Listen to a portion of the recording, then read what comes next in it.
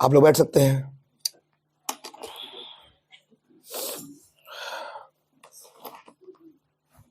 प्रभु यीशु मसीह के नाम में भाई बहनों को शालोम कहता हूं। खुदावन का नाम मुबारक हो। आप खुश हैं? खुदावन के नाम की तारीफ हो, खुदावन की स्तुति और बड़ाई हो। आमीन। और हम चलेंगे सीधे सीधे rise the mystery of God revealed पे। आमीन। और मैं एक पैरा पढ़ूंगा उसमें से, बड़े ध्यान से सुनिए। हमने पिछले दिनों में देखा था, और जब मैसेज एंड हुआ संडे का, तो हमने देखा कि कैसे खुदावन ने अपने आप को, हमने उस शैडो को देखा जो कि सैमसन की थी, कि वो स्त्री चाहती थी कि वो भेद उसे पता चल जाए। आप मेरे साथ हैं? अब यहाँ पर एक स्त्री नहीं है जो चाहती है, एक स्त्री और थी। आप हैं? और वो भी चाहती थी कि मुझे वो भेद पता चल जाए। लेकिन ये जो स्त्री है, जो दूसरी स्त्री है, बाइबल कहती है, बाइबल फरमाती है मेरे भाई, वो इसलिए भेद पता करने नहीं चाहती कि वो बचना चाहती है। आप ध्यान से सुने, वो इसलिए भेद पता करना नहीं चाहती कि वो बचना चाहती है। वो इसलिए भेद पता करना चाहती है मेरे भाई मेरी बहन, ताकि ये संदेश नाश किया जाए। उसके लिए संदेश को जानना उसका बचाव नहीं है, जैसे आज बहुतों का नहीं है। लेकिन वो जानना सिर्फ इसलिए चाहती है ताकि यहां से बर्बादी शुरू हो जाए। आप मेरे साथ हैं? आइए सुनिए नबी क्या कह रहे हैं। और पैरा नंबर 399 पढ़ूंगा, बड़ा ध्यान से सुनना। यही है वो जो खुदा अर्थात जो मसीह कलीसिया के साथ कर रहा है। क्या कर रहे हैं मसीह? सुनिए, समझे, वो उसे भेद जानने दे रहे हैं। क्या कर रहे हैं? खुदावन अलाउ कर रहे हैं ताकि उसकी ब्राइड उस भेद को जान ले। आमीन। वो बस उसे भेद जानने दे रहे हैं। मेरा अभिप्राय झूठी प्रेमिका से नहीं। इसका मतलब एक प्रेमिका और भी है, और है मसीह की, लेकिन वो सच्ची नहीं है। वो स्त्री सच्ची नहीं है, वो स्त्री झूठी है। उसका रीजन इस संदेश को जानना उसका रिडिम्पशन नहीं है। वो ये इसलिए नहीं जानना चाहती कि वो खुदावन उस पर रहम करे और वो रिडीम हो जाए। उसका ये पर्पस है ही नहीं बगैर, क्योंकि वो सच्ची नहीं है, वो झूठी है। लेकिन उसका जानने का कारण ये है कि वो इसे जान ले, बस नॉलेज बढ़ा ले अपनी, जान ले। झूठी है वो, उससे क्या लाभ मिलने वाला है? उसे कोई लाभ नहीं मिलने वाला। आमीन। आइए एक मिनट के लिए चलें वापस न्यायियों की पुस्तक में, थोड़ी देर के लिए सिर्फ एक बैकग्राउंड के लिए जा रहा हूं, और उसका 16वां अध्याय निकालेंगे न्यायियों का। शायद 16वां ही होगा, मैं सोचता हूं जहां तक।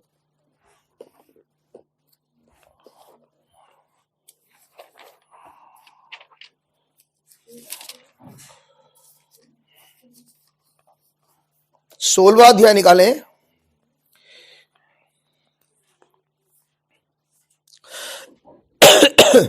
और उसकी 4थी आयत से जरा धीरे से पढ़ें। इसके बाद वह सोरेक नामक घाटी में रहने वाली दरिया नामक एक पुत्री से प्रीति करने लगा। यहाँ ये इसकी पत्नी नहीं है, ध्यान सुनने की कोशिश करना। अभी जो पहले वाली थी वो इसकी पत्नी थी, लेकिन ये पत्नी नहीं है। अब यह प्रेमिका एक स्त्री, हम जानते हैं कि ये स्त्री कोई और नहीं होती मेरे भाई, स्त्री होती है कलीसिया, एक स्त्री है। लेकिन यहां पर शिमशोन अपने आप को प्रकट नहीं कर रहा है इसे। ये क्या जानना चाहती है? इसका जानना भेद सुनना नहीं है, इसका जानना कुछ और है। क्योंकि ये स्त्री ऑलरेडी मिली हुई थी फिलिस्तियों से। आज फिलिस्ती कौन है? तो पता लगा आज फिलिस्ती है वो डिनोमिनेशन, आत्मा, संसार, उससे मिली हुई है ये स्त्री, इसका संबंध संसार से है। और बाइबल बताती है कि संसार ने तो कभी यीशु मसीह को चाहा ही नहीं, संसार कभी से ग्रहण करता ही नहीं, संसार तो चाहता है कि जिंदा रहे नहीं। आप मेरे साथ हैं? संसार कभी नहीं चाहता कि यीशु मसीह को, जो कि उद्धार करता है, उसके पास आए और उससे साल्वेशन ले जाए। ये संसार नहीं चाहता। संसार का जो समझना है वो कुछ और है। अब आप समझिए, जहां पर खड़ा होकर खुदावन यीशु मसीह लोगों की को चंगाई दे रहे थे, पहला पुल ऑपरेट कर रहे हैं और आ रहे हैं और लोगों को के मुर्दों को जिला रहे हैं। I am talking about first coming. जहां पर ऐसा हो रहा था तो जो वैद्य थे, जो लोग थे, उनकी दुकानें तो यीशु मसीह ने बंद कर दी, उनकी तो रोजी रोटी जाती रही। क्यों? अब जिससे वो कमाई कर रहे थे वो सारे के सारे धंधे खुदावन यीशु ने बंद कर दिए। जब ऐसा होने लगा तो क्या वो लोग चाहेंगे यीशु मसीह को? नहीं चाहेंगे। अब क्या चाहेंगे? आज जब खुदावन का वचन इस संदेश के माध्यम से भेदों को खोल रहा है और सच्चाई को लेके जा रहा है, तो क्या आज फिर से खुदावन का वचन यही नहीं कर रहा? आज फिर लोगों के धंधे बंद करे और उनकी कमाइयां बंद करी, उनके फिर नवीने बंद करे खुदावन ने, और लोगों को सच्चाई बताना शुरू कर दिया कि प्रेगनेटरी कुछ नहीं होता, 14 अग्नि कुछ नहीं होती। बाइबल बताती है मनुष्य का एक बार मरना और न्याय का होना ठहराया गया एक ही समय। क्योंकि बाइबल में लिखा है, लोगों ने नहीं पढ़ा, बाइबल में ही लिखा है कि खुदावन ने कुछ लोगों के नाम पुस्तक में लिखे हैं, मेमने के जीवन की पुस्तक में। और बाइबल ये भी कहती है कि वो पुस्तकें जो कि अंत समय में खोली जाएंगी वो उनके जीवन की होंगी। लेकिन इस बीच में अगर कोई खुदावन का चुना हुआ मन फिरा ले तो खुदावन उसकी पुस्तक में को भूल जाने वाले समुद्र में फेंक देता है। अब उसके गुनाह रहे नहीं, क्योंकि वो आ गया, वो मिल गया, वो एक हुआ क्राइस्ट से, उस जिंदगी से, उस मेमने की जीवन की पुस्तक से। उसकी अपनी पुस्तक खत्म हो गई। जब लोगों तक ये मैसेज पहुंचा तो प्रेगनेटरी खत्म, धंधे खत्म। ये किसने करा? ये उसी खुदा ने करा जिसने पहले करा था। आप है मेरे साथ? संसार ने इसे कभी नहीं चाहा।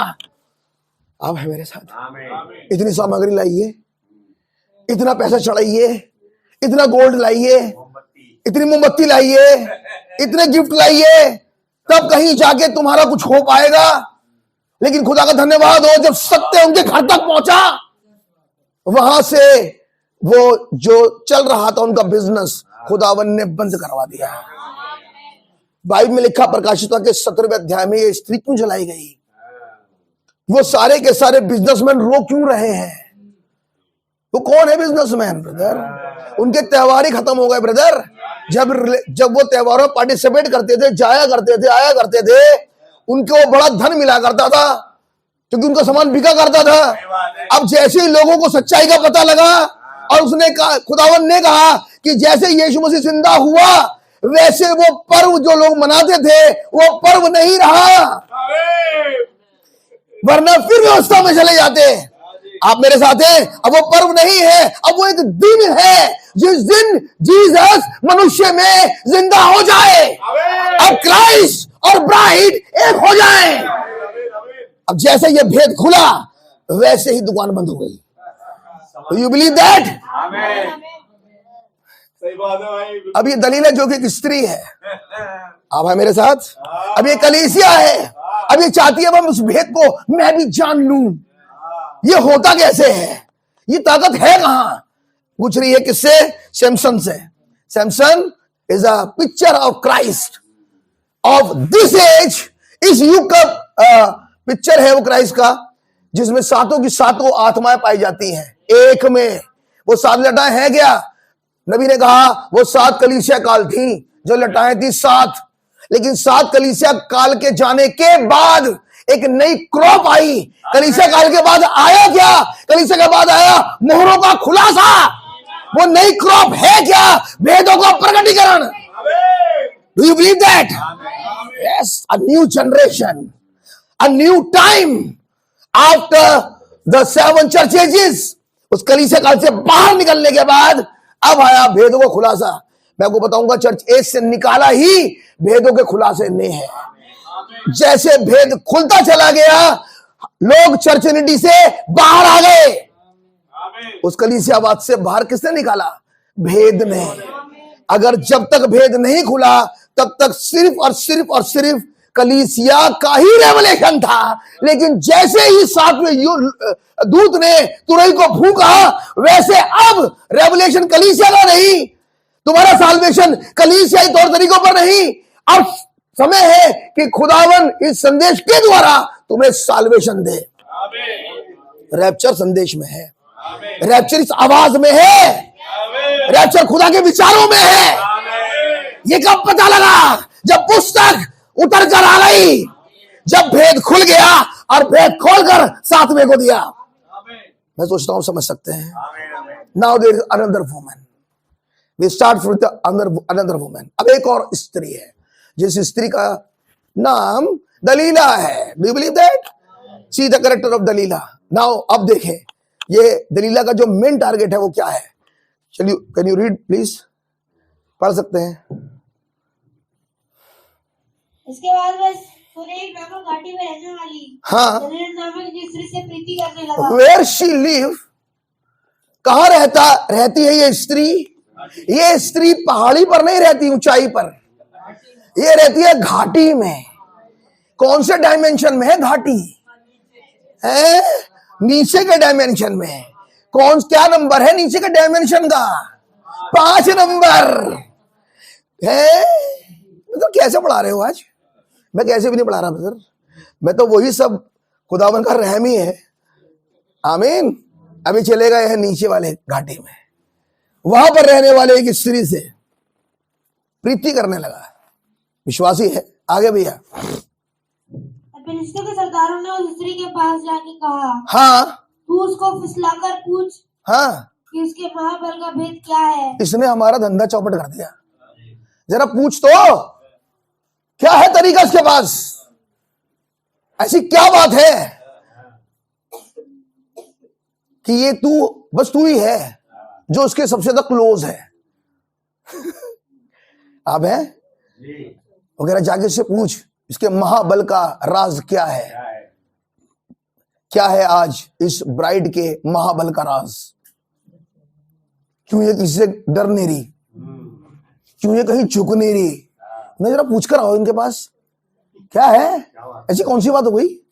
हम कुछ भी कर रहे हैं लेकिन ये नहीं डर रहे और नहीं ये फिसल रहे। क्या चक्कर क्या है? हाँ, उन्हें कुछ हो जाए इन्हें कोई फर्क नहीं पड़ता। इसके महाबल का राज क्या है? जरा पूछ कर आओ। तो राज था, आमीन, पढ़ने जरा, कहां था राज?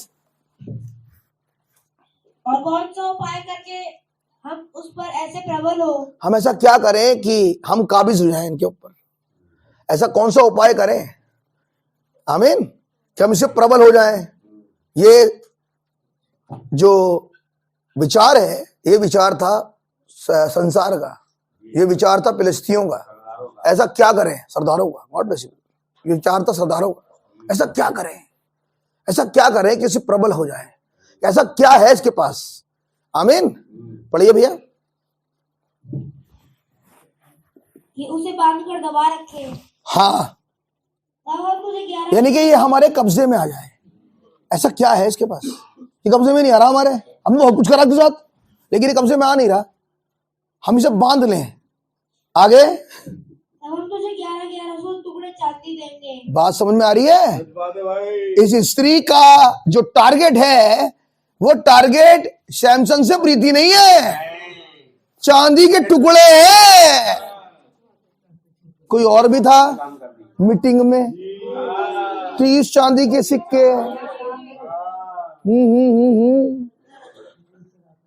बिलीवर बनना नहीं था उसका काम। अपॉन अस, हमारे ऊपर में, ये प्योरीफायर ऊपर था। विद अस में भी चांदी के टुकड़े में बिक रहा है, राइट? एंड इन अस के समय में एक अनाउंसमेंट आया और अनाउंसमेंट ने यह कहा कि वो पशु जो मर गया था, जो जी गया है, अगर कोई अपने माथे और हाथ पर उसकी छाप ना ले तो उसका लेन देन बंद कर दिया जाएगा। इसका मतलब इन अस में भी कुछ होगा। आई वुड से इन अदर वर्ड्स ब्रदर, पहली मतलब जब अपॉन अस है, जब ऊपर है खुदावन, then it was Rome. Delilah, वो पिलस्ती, वो है कौन? रोम।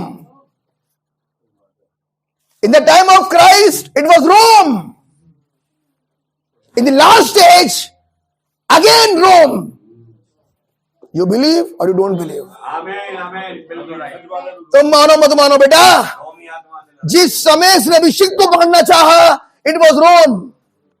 अनाउंसमेंट था, स्त्री का वंश सर्प के सर को कुचल देगा। That dragon, that Rome from very beginning want to catch that anointed one. हमेशा से उस अभिषेक को पकड़ने के लिए घूम रहा है। तेरा राज क्या है? किससे पूछा? शिमशोन से। Who was Samson? कौन था सैमसन? अभिषिक्त, क्राइस्ट ऑफ दैट एज। इसे पकड़ने ढूंढ रहा है।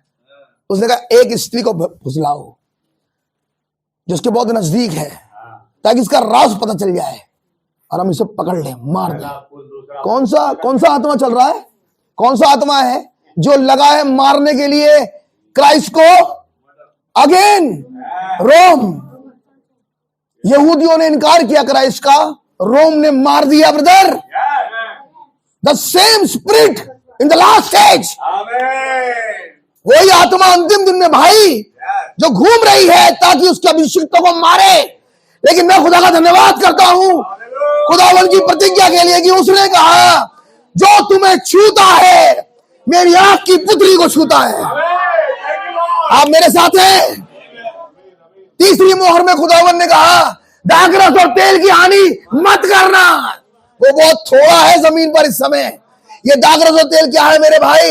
ये इस्तेमाल होता है खुदावन की वर्शिप में।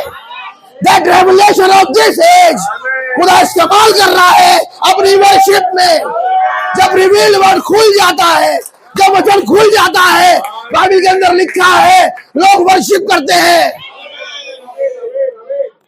खुदा की वर्शिप वही होती है जब खुदा अपने वचन को खोलता है। तो at the time of seventh age, सातवें युग के समय में, जब वो तुरई भूख रहा था, जब गुदमनों खुल रहे हैं, इसका मतलब समय आया कि खुदावन की वर्शिप करी जाए। सेवंथ एज है क्या? At the time seventh age क्या है? सातवां युग, जब मनोरथ खुले, जब वचन खुला। 5वें अध्याय में लिखा है जब पुस्तक खुली तो लोग वर्शिप कर रहे हैं। Do you believe that? What do you think about that seventh age? तब उसके बारे में क्या बोलोगे?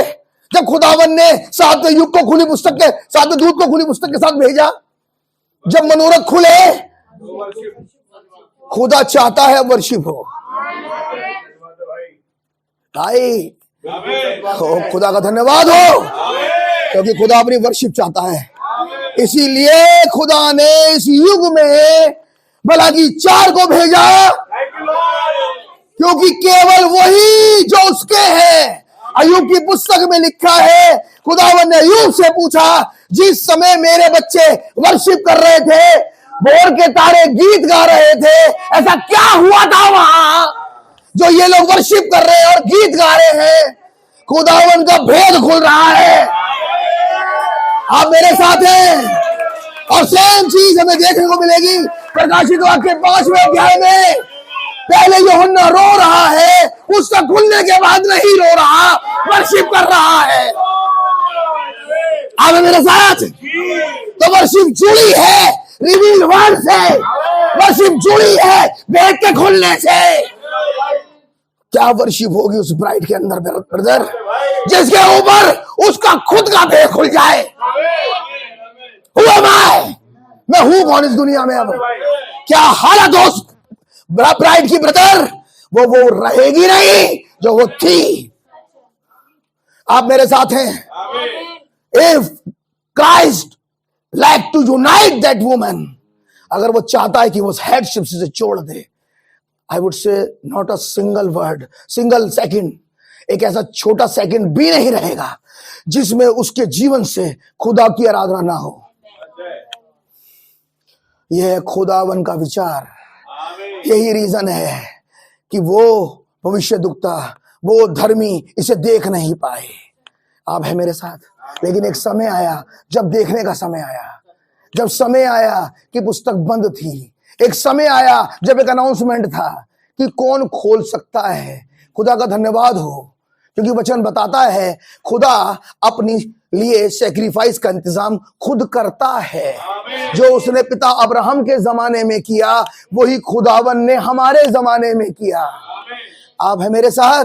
वो 7 आंखों वाला और 7 सींग वाला मेमना खड़ा हो गया। किसके लिए? किसके लिए खड़ा हुआ? ताकि रॉयल सीड ऑफ अब्राहम को बचाए। एक समय फिजिकल सीड ऑफ अब्राहम को बचाने के लिए वो झाड़ी में था। आइए दिखाऊं।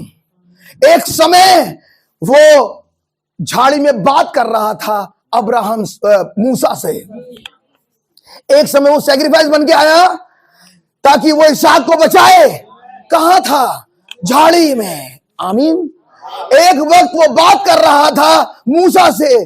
कहां था खुदावन उस समय? कहां थे? झाड़ी में। इस समय खुदावन फिर आया ताकि रॉयल सीड ऑफ अब्राहम को बचाए। कहां से? ये रही झाड़ी।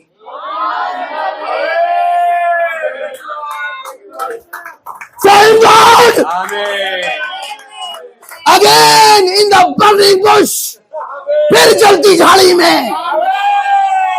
आप मेरे साथ हैं। वो पिलर ऑफ फायर ब्रदर फिर से बात कर रहा है। आप मेरे साथ।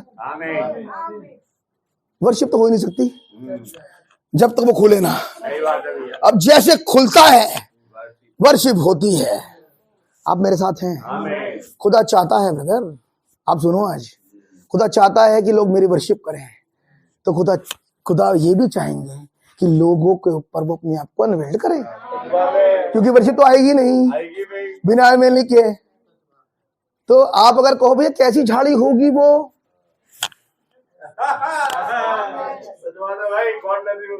कौन सी झाड़ी में था मेमना? भाई किसी को ना दिख रहा हो भाई, मैं उसका ठेकेदार नहीं हूं, मुझे दिख रहा था। हाँ, गॉड ब्लेस यू ब्रदर। उसकी आंखें, वो झाड़ी, वो बर्निंग बुश दिखती है। कौन सी है? जो जलती है और भस्म नहीं होती। वो जलती तो है, जब वो निकल कर आया यूं जलती तो थी, भस्म नहीं हो रही थी। जब वो बात कर रहा था भाई पौलुस से, वो आग वो जलती तो थी, भस्म नहीं होती थी। आज फिर ये जलती तो है, भस्म नहीं होती ब्रदर, क्योंकि ये खुद कंज्यूम कर लेती है कुछ लोगों को। और जैसे कंज्यूम करती है, आज सुनो, जैसे कंज्यूम करती है लोगों को, जिनकी जिंदगी को ये कंज्यूम करती है ये फायर, अब वो जिंदगी फायर बन जाती है। अब वो बनेगा फायर। अब वो जिंदगी को ले लिया इस जिंदगी ने। अब ये जिंदगी जो फायर है और वो जो कंज्यूम्ड है, वो लाइफ और ये लाइफ एक हो गई। This is the United time, जब खुदा ने उस जिंदगी को लिया और अपने आप से, उस आग से एक कर लिया। आप विश्वास